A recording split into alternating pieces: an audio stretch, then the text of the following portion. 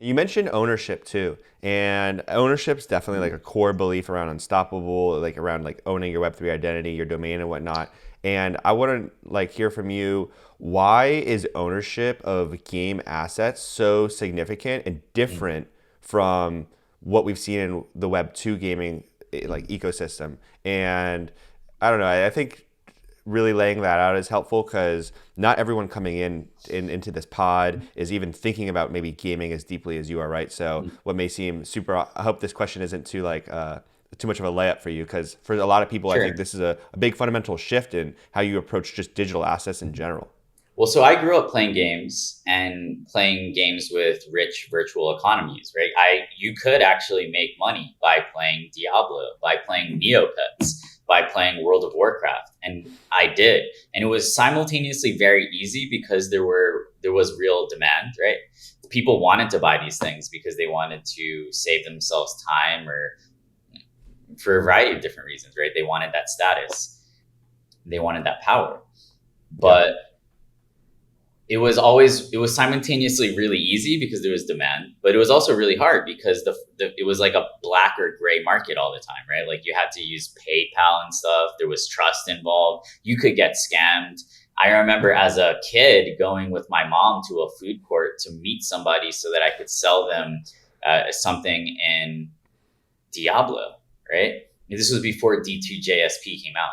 And that was kind of like a little bit of an advancement. So this idea that there are things of real value in digital economies is not new. It's just that Web3 allows us to make that experience of permissionless and frictionless transaction 10x better. Yeah.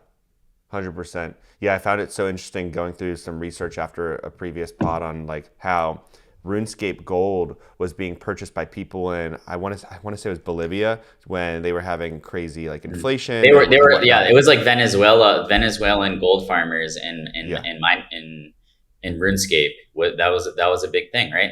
There were people it's an arbitrage. There are people who have a lot of time and very little money, and there are people who have very little time and a lot of money, and then right, it's just that you're just facilitating that transaction. So one thing that Chris Dixon said, right, is it's kind of similar to the Jeff Bezos quote, right, where it's like your margin is my opportunity. Where traditional game developers, you can look at them as taking 100%.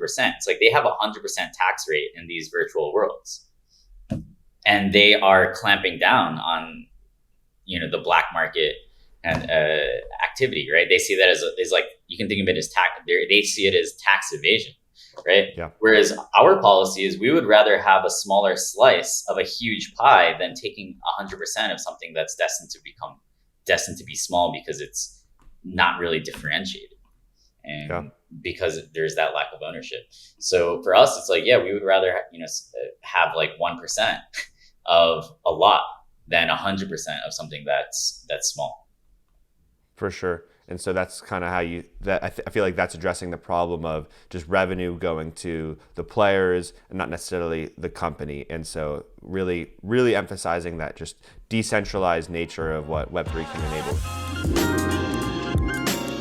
You're listening to the Unstoppable Podcast, the go-to place for everyone to learn about the latest innovations in Web3, NFTs, and the decentralized web.